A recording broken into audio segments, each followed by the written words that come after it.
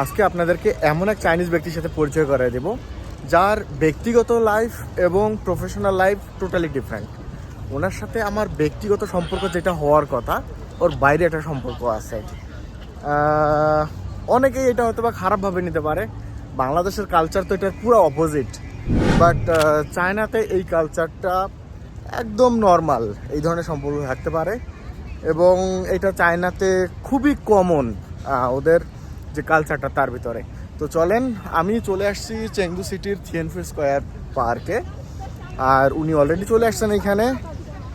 আমি দেখি আমার যে ভিডিও পাঠিয়ে দিয়েছে, আই হোপ এই যে স্ট্যাচুটা আছে ওইখানে, ওই স্ট্যাচুটার ওইখানে উনি আমার ফটো দিছে যে আমি এখানে আছি। তো আমি চলে আসছি আর প্রায় এখনই পৌঁছায় যাব। আমার বন্ধু আসতেছে দীর্ঘ 5 বছর পরে, ও বাংলাদেশ থেকে আসছে আমার সাথে মিট করার জন্য। অবশ্য ওরা অন্য কাজও ছিল, বাট ও শুধু আমার সাথে মিট করার জন্য এই আমার শহরে আসছে গুয়াংজৌ থেকে। চেংদু সিটি এটা one of mega city of China. বন্ধুও পৌঁছায় গেছে প্রায়, ও সাবওয়ে দিয়ে আসতেছে, আমি আসছি স্কুটারে। আর যার সাথে পরিচয় করা দিব উনি তো অবশ্যই ওনার কার আছে পার্সোনাল, তো উনি চলে আসছে। খুঁজি ফটো যেটা দিচ্ছে আই গেস এইদিকে থাকার কথা, এই জায়গাটার ভিতর দিয়ে কই গেল। আমি এতক্ষণ যার কথা বললাম উনি আমার শিক্ষক, মিস্টার উগুইফিং। আমরা যদিও বা শিক্ষক এবং ছাত্র সম্পর্ক, কিন্তু সম্পর্কটা এই সম্পর্কের বাইরে আরেকটা সম্পর্ক আছে, সেটা হলো বন্ধুত্বের সম্পর্ক।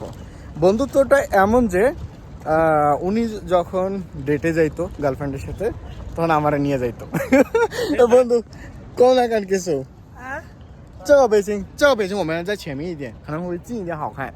ওকে, তো কাহিনী এমন হতো যে বন্ধুত্বটা এত গভীর হয়েছিল যে শুধু ছাত্র আর টিচারের মধ্যে সম্পর্কটা ছিল না। উনি যখন ডেটে যাইতো গার্লফ্রেন্ডের সাথে দেখা করতো, তখন আমার সাথে নিয়ে যাইতো। এখন আমার মেসেজ দিত, কিরে তোর ক্লাস শেষ? সব ক্লাস শেষ, আয়। কোথায়? একটু খাওয়া দাওয়া করবো, বাইরে যাবো, একটু ঘুরবো ফিরবো।